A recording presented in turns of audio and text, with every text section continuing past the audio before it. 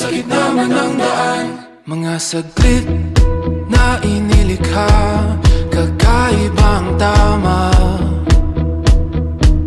nang sinag sa iyong kutis na kayo manggiusan ba ako dinadala. Una-una, I feel ko muna ang ambience dito. Sa room, hindi pa nga nagsisimula, umiiyak na agad. Bago ko buksan tong kodigo, no?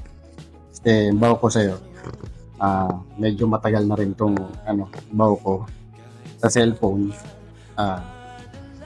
Outdated na nga yung cellphone. Di pinapansin, ingay sa tabi, magulong kapaligiran, sa'yo lang ang tingin. Pangako ko sa'yo, lahat ng sweldo mo ay sa'kin. At lahat ng sweldo ko ay sa'kin lang. Gets mo? Joke lang ha. Pero bibigyan kita pang pagpit mo at allowance mo sa wallet. Di mawawala. Di pinapansin, ingay sa tabi, magulong kapaligiran, sa'yo lang ang tingin. Di pinapansin, ako'y paiikot. Sa araw na ito, siyempre, kayong dalawa ang kinakasal. No? At sa araw na ito, espesyal. Espesyal ang araw na ito. Sapagkat ang araw na ito ay pagdideklara ninyo bilang buhiin. Sapagkat ngayon, hinihingi ninyo yung pagbabasbas ng Diyos. Marami kayong pinagdaanan bilang magkarelasyon. Marami kayong napatunayan. At sa hirap at ginhawa, nakapag-desisyon kayo na iharap ang bawat isa sa Diyos. I walked down the aisle, I couldn't help but smile and cry, 'cause He knows just what I needed in this life. All we know is He knows, and we follow His direction. Dear Norbert, baby, 17 years ago, I only dreamed for this day to happen. But look, I am here now, at ilang sandali na lang, magiging misis madalasan na ako. First, I thank God for giving me the best partner in life, at ikaw yun. The year 1999, ito yung year na nagkakilala tayo. Ewan ko ba, bakit tayo napasok dun sa company, na scam tayo.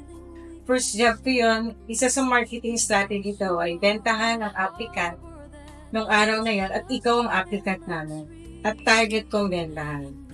Sabi ko, wow, ang payat naman, parang kulang na lang, iparinahan. Pero may dating ha, sa kagustuhan ko makabenta sa'yo ng product, nakarating tayo ng Tondo. Akala ko ala ka ng Tondo, kasi halos lahat kilala mo. Lahat ng madaanan natin. Tatawagin na sana kita, hari ng Tondo.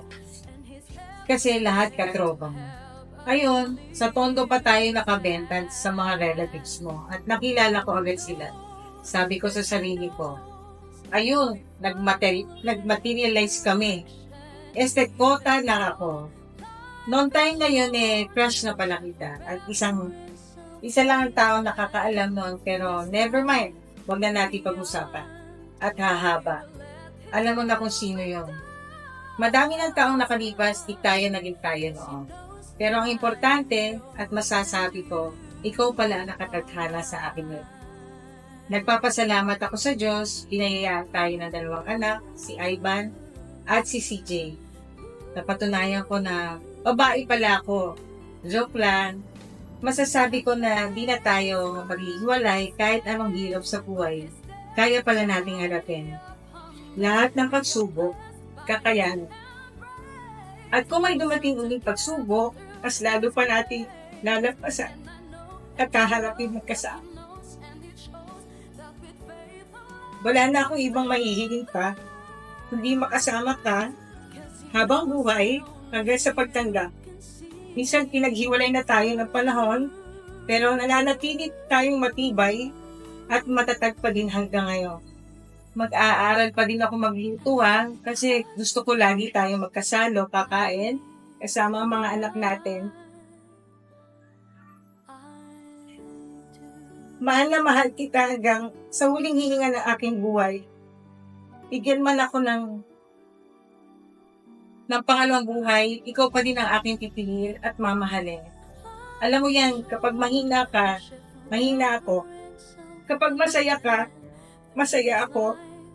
Pero kapag nasasaktan ka, nasasaktan din ako. Ganyan kita kamahal. Mahal na mahal kita. I love you forever, baby. That I am yours and you are mine. He knows you are my power when I'm feeling weak and sick. He knows you are my harbor that is just within arm's reach. He knows us even better than we ever know ourselves. He knows. Nangangako ako na mas lalo kitang ibigin, mamahalin hanggang sa uli ng aking hininga. Ano ba yan? Tao dyan. Pero bago mangyari yun,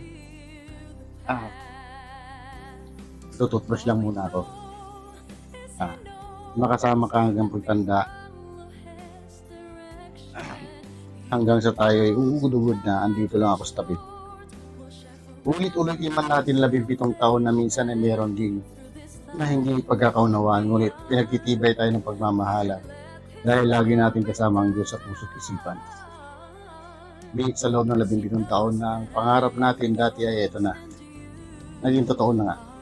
At sa wakas, asawa ko, pangako sa'yo, sa hirap man at ginawa, kasamahan ka, mamahalin ka at alagaan na marami pang 15 taon.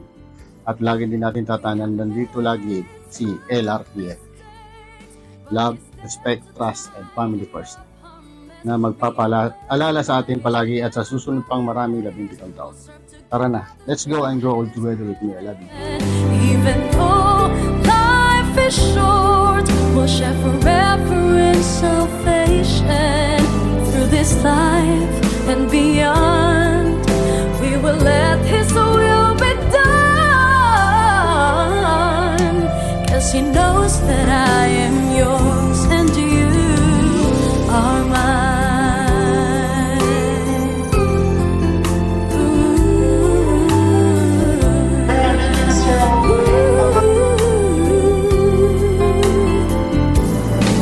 We have made some mistakes, but He's there to tidy up our mess. We are blessed by His embrace. We'll serve together through His grace. And I know, and you know, that He knows, and it shows that with faith and love, we'd stand the blast. 'Cause He knows that only you can see me through.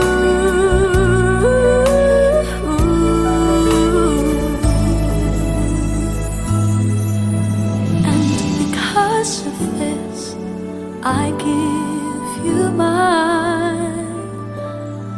I